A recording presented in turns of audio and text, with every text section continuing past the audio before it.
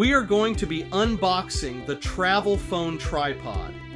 This phone tripod can extend 62 inches and can retract to as short as 12 inches for easy portability. This tripod works for iPhone and Android as a selfie stick with Bluetooth remote. This tripod is not flimsy, but is quite sturdy and solid.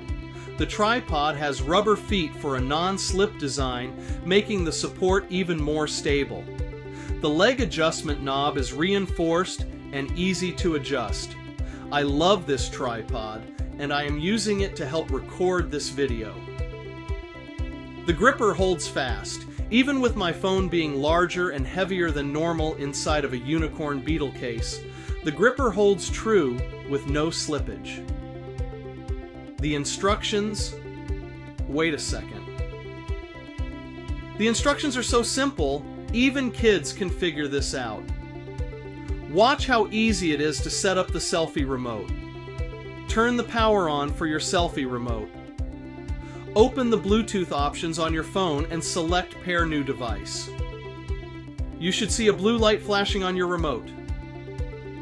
Select AB Shutter in your Bluetooth options.